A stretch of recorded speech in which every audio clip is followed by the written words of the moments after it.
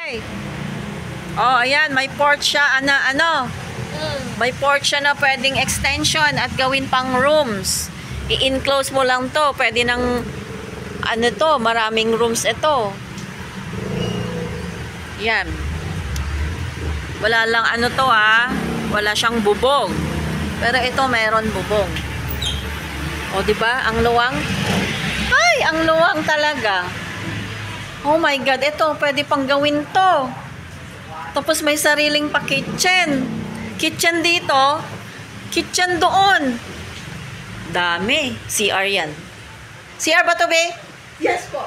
CR. O, konting ano lang yan. Papalitan. Downstairs. Oh, may ano dito, dining. Kitchen na naman. Ayan ang mga kisame. Okay pa naman ang kisame. Opo, dito na naman po kami. Second floor. Pero punta muna tayo sa first floor. Oh, tapos may mini sala po kayo doon. Ito pwede rin gawing room pa na isa. Tatlo o apat. Single bed. Wooden nga lang, ma'am. Wooden. Pero okay lang, matibay. Wood parquet. Yung floor, wood parquet. Yung kwartong ito, it has two Ito na yung double decks. parkingan. So, tao. Parkingan yan. This one, Pwedeng dalawa dyan. Dalawa. ito, Pwedeng mga motor sa labas na lang. ito naman, Jeep line po ito, ma'am. Jeep line malapit sa barangay hall. Oh, sala na naman. CR. Sala. Kaya lang, medyo bulok na eh. Oo, may lang yung renovation. Tapos, Oh, ito. po. I-ano mo lang to? Ipatag lang. I-tiles mo na. Oo, tiles Tapos lang. ito, yung sinasabi kong kwarto na 1-1. So, Yan yung main na lang. may pusa. Yan, pwede siya kaya pinakabang na dyan na CR. Ito naman yung nakita ko yung apat na tao. Tapos itong parking pa maluwag. So, nagpagawa pa ako dun ng pang-dalawaan na motor. Kasi bumili ako ng motor one time eh. In fairness, panalo pa rin to, Joy. Malaki po siya Oh, talaga. pwedeng mag-store dito, mag-laundry. 270 square meter po. Hindi siya sagat. Ayan o, may space pa siya. Ayan yung sinasabi ko yung question ni Sir last time. Hindi siya Yan kanal sagat. yan, te. Oo. Yung poste ng bahay. Yan, o general canal yan o ano? General kaya, kaya pag si barangay, hindi sila makaangal, sila naglilinis dyan. Ano to, sir? Parking ng motor. Kasi Parking. pinagawa ko yan. Ay, okay. Ito yung sa Tapos, kwarto na isa kanina, yung pababa na hagdan natin ko yun. Okay. Yung parang studio ka. Oh, isang room pa dito, hindi lang namin nabuksan. Flat na deck. Oo. Tama.